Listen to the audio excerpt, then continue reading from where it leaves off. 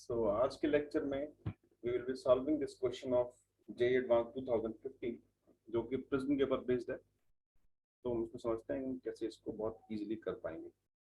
A monochromatic beam of light is incident at an angle 60 degree on one face of a equilateral prism. Prism equilateral है, मतलब जो prism angle है that is equal to 60 degree and refractive index prism का दे रखा है आपको n and emerges from the opposite face making angle theta। तो ये यहाँ से इमर्ज कर रहा है जो कि कुछ n का फंक्शन, तो n भी वेरिएबल है, थीटा भी वेरिएबल है। For n is equal to √3 and theta is equal to 60 degree, d theta by dn we have to find m कि कितना होगा। तो कुल मिला के इतनी सी बात है कि हमको करना क्या है, हमें थीटा में और n में एक फंक्शन निकालना है, इसको हमें डिफरेंशिएट करना पड़ेगा with respect to n so that we can get कि m कितना होगा for this condition, इस कंडीशन के लिए।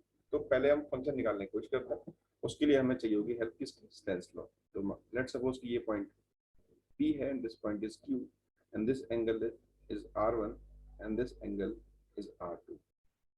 नाउ लगाते हैं P पे क्या, Snell's law.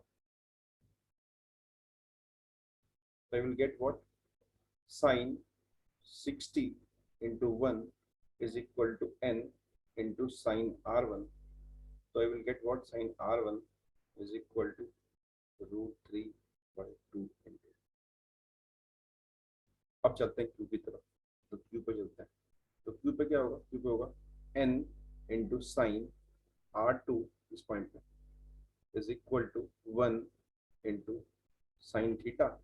And we know that कि R2 तो नहीं पता मुझे, लेकिन मुझे R1 पता है, तो आई कैन कैलकुलेट कि A इज इक्वल टू होता है R1 plus R2 by prism का रिलेशन है। This is 60 degree and this is R1 plus R2, then R2 will be equal to 60 minus R1।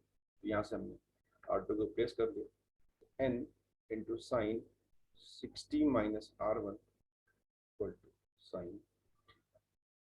अब हमारे पास ये रिलेशन तो निकल के आ गया, थीटा और n का फंक्शन है और ये R1 भी फंक्शन n का यहाँ से।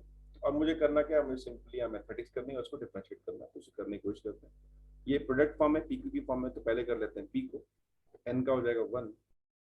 तो I will what do, I will d theta by dn निकाल सकता हूं मैं, फंक्शन बाय dn, n का 1 एंड इसको छोड़ देते हैं 60 माइनस R1 प्लस n को छोड़ देते हैं, इसे करते हैं साइन का cos 60 माइनस R1 इनटू इसे करते हैं, तो this will be equal to what,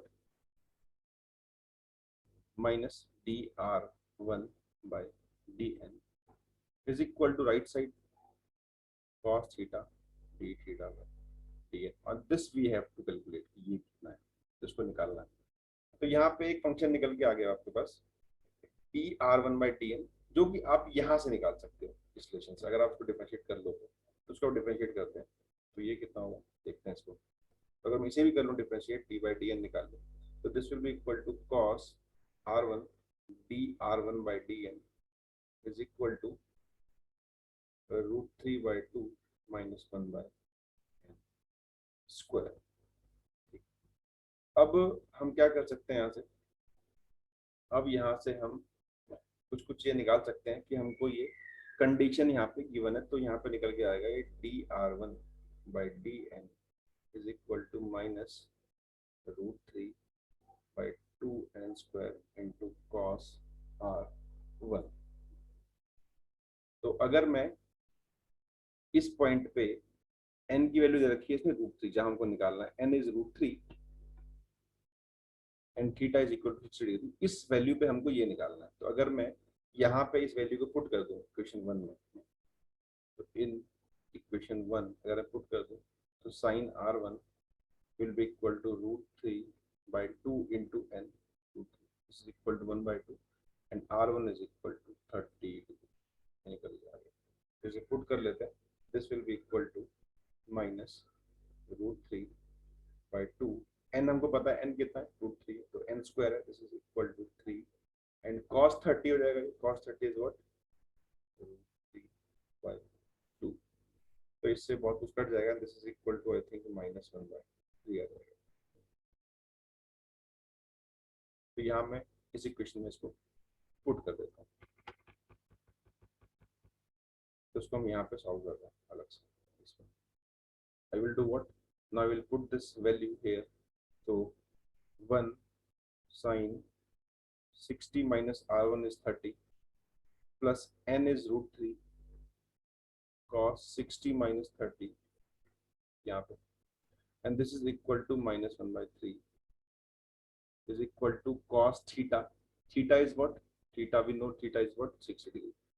So this is equal to cos 60 and this is d theta by d जो हमको निकालना है। ये this will become positive because ये dr by dn की वैल्यू -1/3 और यहाँ पे एक माइनस ऑलरेडी लगा हुआ है, तो ये प्लस हो जाएगा। तो this is sin 30 is 1/2 plus √3/3 into cos 30 is √3/2 is equal to 1/2 d theta by dn. So this is equal to, ये कट गया, तो 1 is equal to 1/2 d theta by dn and d theta by dn। तो बहुत easily हमने solve कर लिया इसको, बस थोड़े क्वेश्चन में कैलकुलेशन ज्यादा है। अगर बात करें क्वेश्चन में कितना दम है, तो दम इस क्वेश्चन में बिल्कुल भी नहीं है। दो इक्वेशन बनाई है हमने और इन दोनों से इससे और इससे पूरा सॉल्व कर लिया। तो बहुत बेसिक क्वेश्चन है, सेंस लॉ है। So that's it, thanks for watching.